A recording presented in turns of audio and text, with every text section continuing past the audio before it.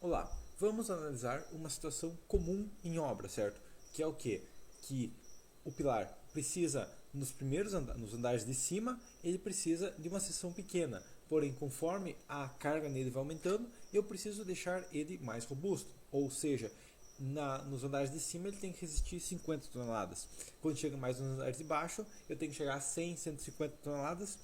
E se a gente for analisar o custo do concreto, a gente chega à conclusão: é mais barato eu ir diminuindo o tamanho desse pilar, certo? Porém, temos várias considerações a serem feitas em relação a tamanhos de pilares. Bom, primeira coisa que a gente tem que considerar em tamanhos de pilares é que você não consegue mudar apenas o pilar sem mudar toda a estrutura, tá? Então, vamos imaginar que você tem um pavimento tipo, certo? Então, você tem a garagem e todos os andares acima são iguais. Digamos que você tem um prédio de 8 andares. Se você tem nos primeiros 4 andares um pilar 20 por 50 e depois um pilar 20 por 20 ou 20 por 25, o que vai acontecer? Quando chega até o quarto andar, você vai ter um pilar rígido que vai conseguir absorver boa parte de momentos das vigas, no sentido que ele tem 50 centímetros. Passou aqui no quinto andar, já mudou completamente a estrutura. Então, se você mudar o pilar, diminuir a seção do pilar, talvez você tenha que aumentar a seção da viga, ou pelo menos mudar a armadura dela, certo? Então, se você acha que eu vou aumentar em um grau de complexidade mudando a seção do pilar, na verdade você está aumentando dois.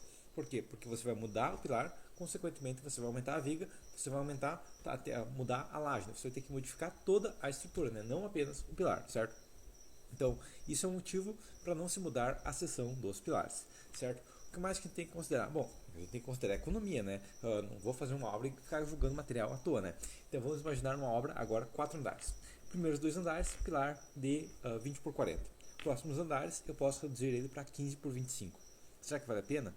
Bom, vamos analisar a situação assim. Eu vou economizar concreto. Realmente, você vai economizar 2 andares de concreto, né? Se for imaginar andares de 3 andares, 20 por 40 menos 15 por 25, 0,0425. Então, multiplicado por 6 metros de altura, você economizou 0,25 metros cúbicos, tá? Então, é uma economia aí a R$300 só o concreto, né? Porque a forma você vai ter que fazer igual, tudo vai ter que ser igual. Você economizou R$76. Não, R$76 não é, nossa, meu Deus do céu, vai mudar o mundo, né? Mas R$76 ainda é R$76. Vale a pena? Outra consideração que você tem que fazer: você não só economizou R$76, você economizou R$76 e a ferragem vai aumentar, porque um pilar com 15 por 25 vai precisar de mais armadura que um 20 por 40, a não ser que seja menos que a mínima, né? Mas geralmente a armadura vai ser igual ou maior, tá? Então perde um pouquinho isso aí para armadura. Mas ainda compensa, porque eu vou estar trabalhando perto da mínima, porque são cargas muito baixas, tá? E daí você tem que considerar: o teu pedreiro foi lá e fez uma forma, certo? Então ele fez uma forma para o pilar, fez o prédio térreo ali, desmontou ela, voltou novamente no primeiro andar. Chegou no segundo andar, montou novamente. Chegou no terceiro andar, ele ia montar novamente. E daí você fala: não, agora essa seção tem que ser menor. E o que vai acontecer? Retrabalho. Tem que cortar aquela forma, tem que desaproveitar aquela forma. Aquela forma que seria usada 5 vezes vai ser utilizada só 3. Então você teve mais o gasto da tábua, certo? Então outro custo aí a mais você está gastando na tábua, certo? Então você está gastando mais ferragem, você está gastando mais tábua, você está complicando a obra, você está modificando a seção das vigas por R$76, tá? Então você vai gerar complicações que vão atrasar bastante a obra por um custo, uma economia bem baixa, certo? Então esse seria o segundo motivo pelo qual a gente também não muda pilar, né? Mas eu vejo que tem obras aí que mudam pilares. Sim, e realmente tem. Quando que vale a pena? Bom, vamos lembrar uma coisa: nós temos aquele conjunto de formas de madeira, né, que são utilizados para fazer os pilares.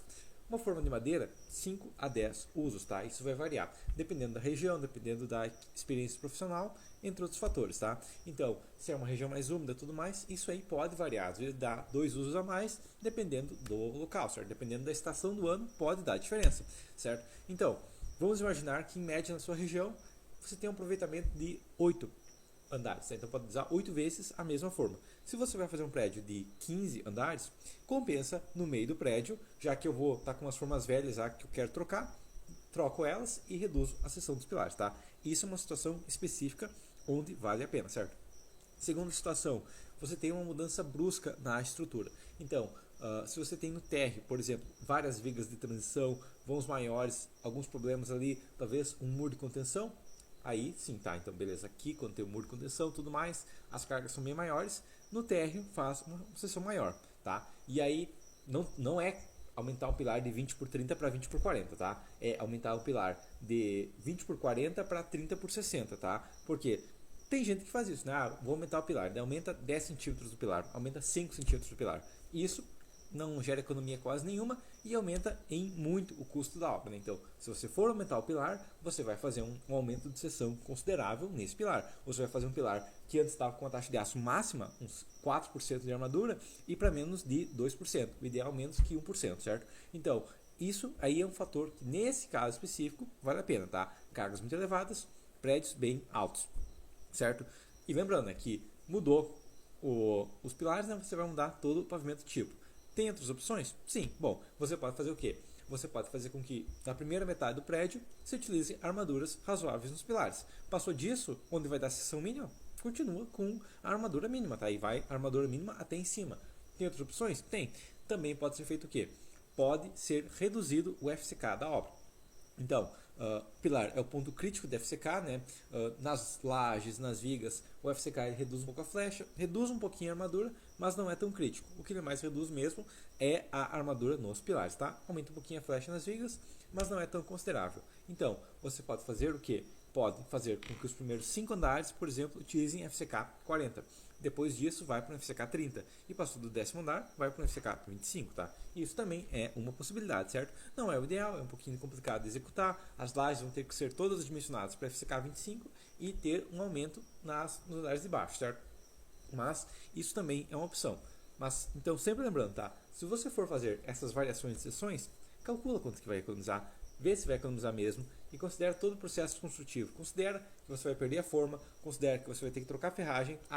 E lembra, né, que na parte aqui de ancoragem mudou completamente, né? A ancoragem que antes estava aqui na ponta, agora está aqui. Então vai ter um transpasse de barras aí fora do padrão também, né? Então, isso aí tudo em modificar tem vários custos escondidos, tá? E se for modificar, pensa bem, 5, 6 andares que eu vou fazer uma economia de seção, vale a pena. Um andar, não vale, tá? Então, se for fazer a modificação, modifique para você gastar a forma até o final, certo? Não modifique para trocar um andar, porque senão você vai ter custos muito elevados, certo?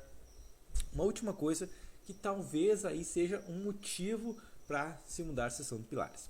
Quando você precisa de um pilar mais robusto em um andar e você precisa de um pilar mais esbelto no segundo andar. Por exemplo, um sobrado. No primeiro andar, tem que fazer um pilar, digamos, mais quadrado. É um pilar central, tem vãos consideráveis. Esse pilar tem que ter seção, digamos, 25 por 40.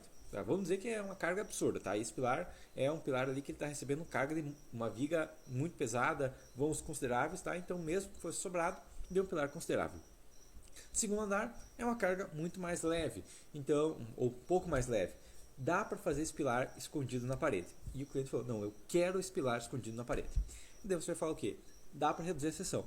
É mais caro, tá? Então, se for um sobrado, tem como, tá? Se o cliente, não, eu quero esse pilar mais esbelto, dá para fazer. Mas vai ser um pilar mais caro. Ele não vai economizar por isso. Ele vai gastar mais para esconder o pilar na parede, tá? Então, se realmente você quer esconder um pilar na parede, dá, tá? Você vai gastar mais.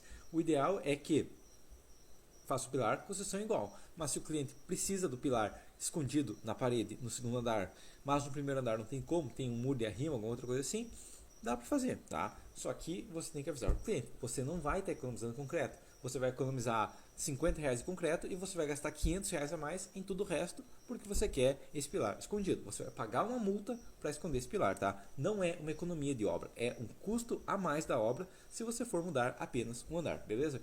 Então seria isso, até a próxima.